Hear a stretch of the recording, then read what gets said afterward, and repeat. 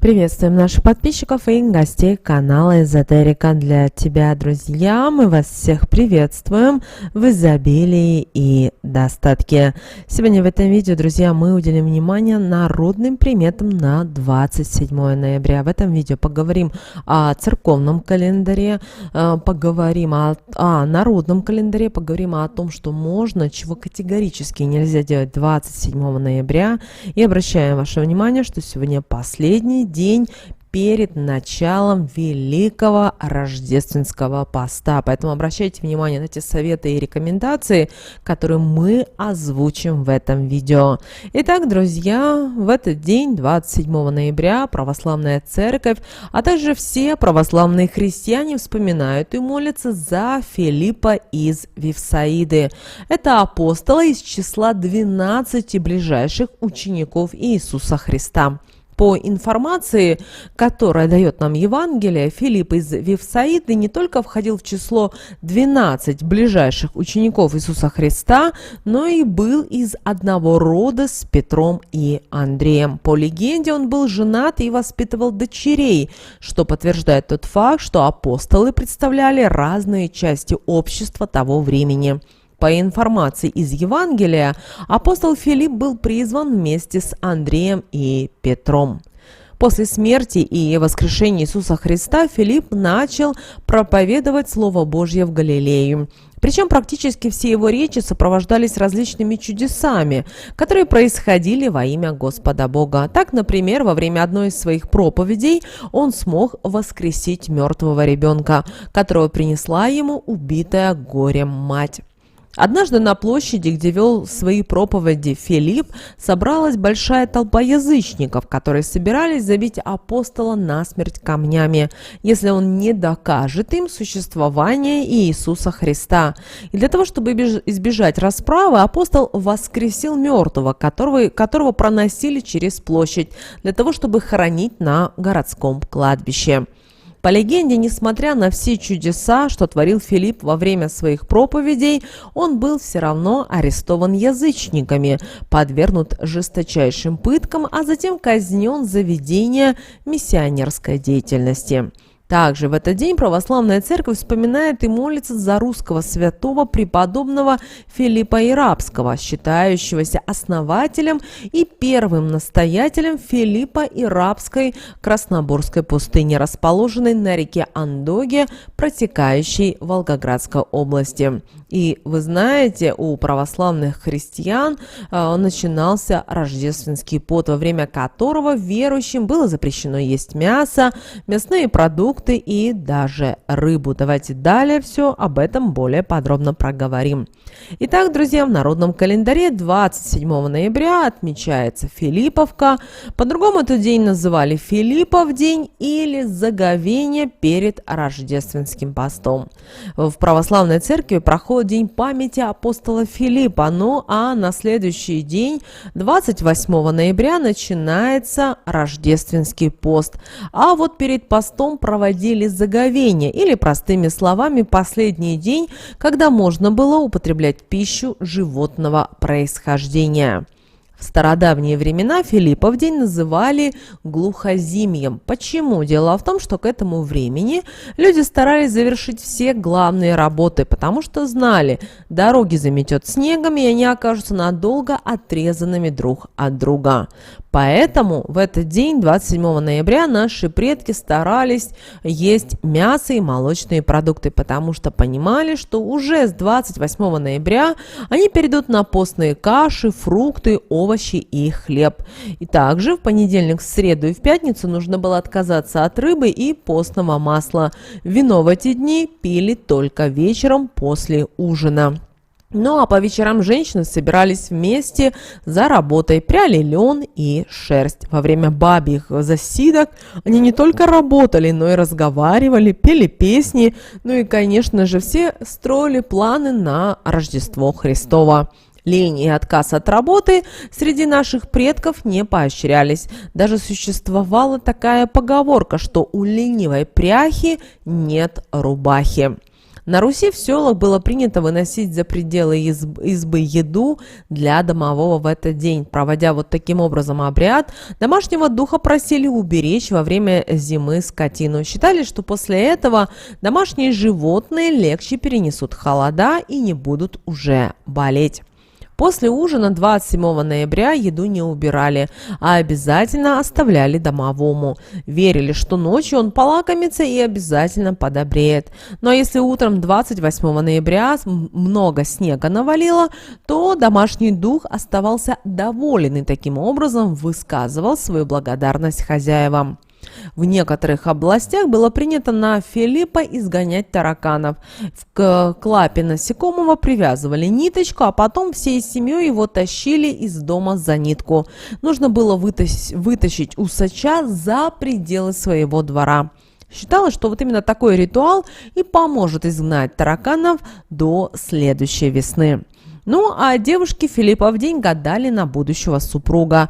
За ужином тайком оставляли кусочек говядины, который потом прятали под подушку со словами «Суженый ряженый, приди ко мне во сне заговляться».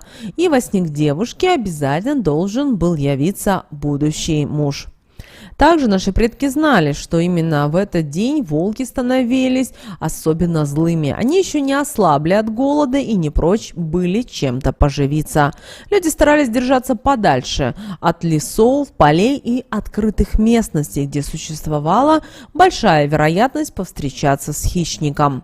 Также обращаем ваше внимание, что главным блюдом Филиппа в день считали пельмени. По ним предсказывали будущее, ну а хозяйки начиняли пельмени перчиком, чесночком, петрушкой, укропом, а потом гадали, что же их ждет впереди. Попался пельмешек с перчиком, это говорит о том, что будут проблемы и год окажется непростым. Ну а если съел пельмень с чесноком, это к пылкой и страстной любви. Пельмень с петрушкой обещал хлопоты, с укропом говорил о ревности. Филиппа в день, предшествующий 40-дневному посту, полагалось подкрепиться едой. Поэтому готовили много разных блюд в этот день, в том числе из мяса, потому что в рождественский пост, а вы знаете, что это один из строгих постов, подобная пища была под запретом. Ну, а у девушек была традиция Филиппа в день красть со стола говядину. Ее они клали под подушку и говорили такие слова: «Милый, приди, мясо вкуси, а мне свое лицо покажи». Затем ложились спать. Считалось, что после такого заговора ночью обязательно приснится суженый.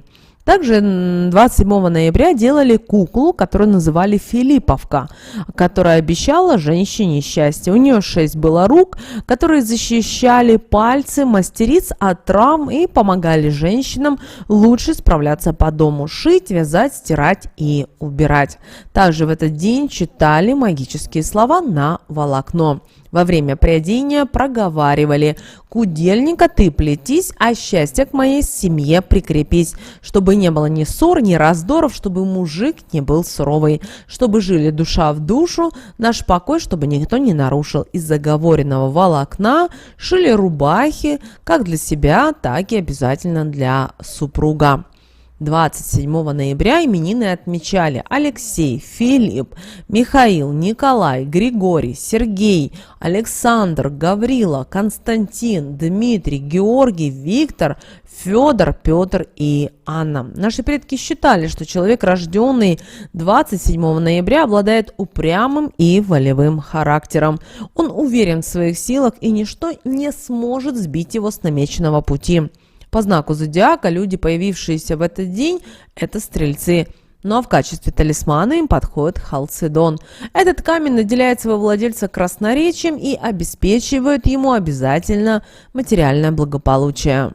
Сновидения, которые привиделись в ночь с 26 на 27 ноября, могут вас всерьез запутать. Вероятно, переживания из действительной жизни с продолжением.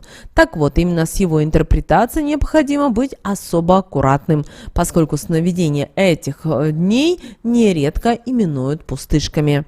Так, к примеру, если во сне вам привиделось в эту ночь, то вы получите огромный выигрыш, то в своей жизни вам нужно обязательно работать предельно аккуратно, отодвинув любой риск. В другом случае вас ожидает бесчетная вереница безрезультатных событий.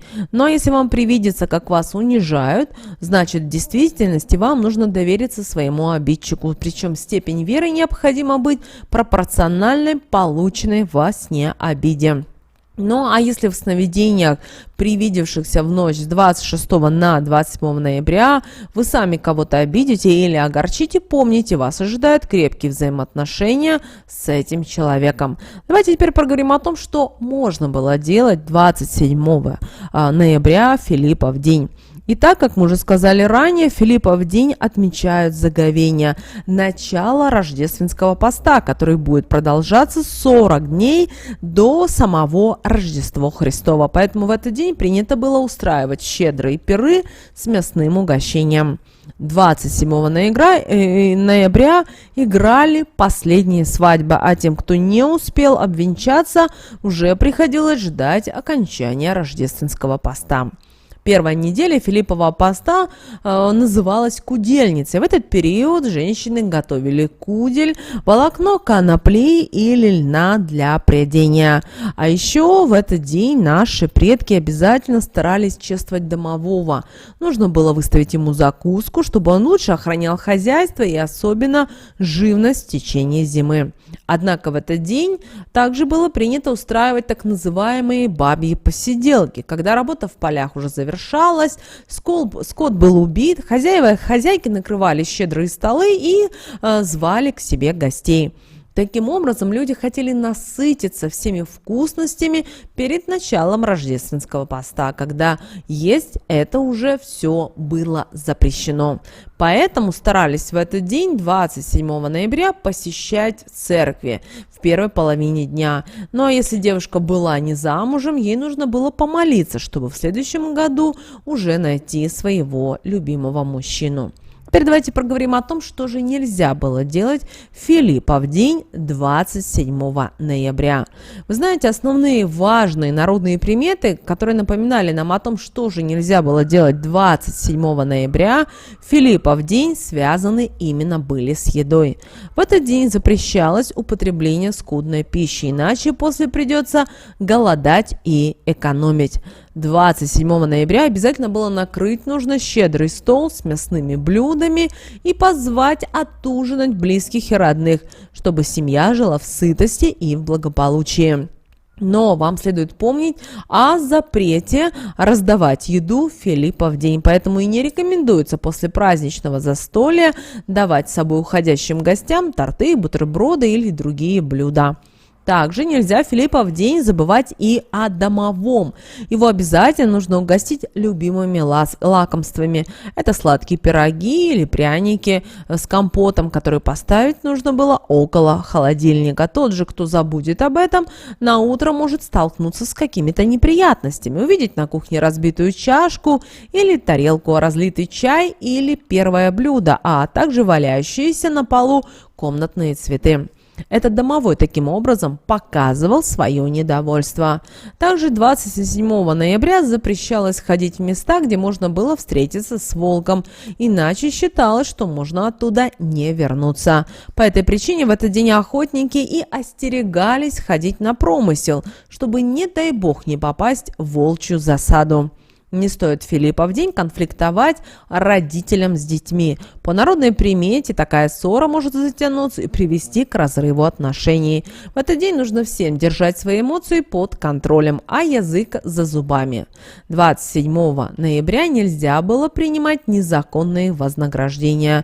Иначе считалось, что вы можете навлечь на себя и на своих родных беды и несчастья. Также лицемерие для достижения своей цели тоже не стоит, так как это приведет к проблемам финансового характера. Ну и, конечно же, в Филиппов день нельзя было кому-либо давать ключи от своей квартиры или дома. Считается, что чужой человек может передать через них свою энергетику, которая, как вы знаете, не всегда положительна. Поэтому, девочки и мальчики, мы с вами мы с вами уже потихонечку готовимся к Рождеству Христову. Да, нас ожидает следующие 40 дней рождественского поста, который мы должны с вами пройти с гордо поднятой головой. Мы надеемся, что у вас обязательно это все получится. Помните о том, что ваши мысли должны быть всегда чистыми, и нужно желать всем в вашем окружении только добра и всего самого лучшего. С вами, как всегда, был канал Эзотерика для тебя. Друзья, обязательно подписывайтесь на наш канал, обязательно ставьте лайк этому видео, обязательно поделитесь этим видео с теми, кого вы любите, кого вы цените, кому вы желаете мира, любви, гармонии. Пусть они также знают об этой важной и ценной информации. Ну а прямо сейчас на экране, друзья, вы видите 2 всплывающих окна. Это следующие рекомендованные видео для вас. Нажимайте на то видео, которое вам на интуитивном уровне понравилось больше, и смотрите. Всех вам мыслимых и немыслимых благ, друзья. Услышимся с вами уже буквально в следующем видео.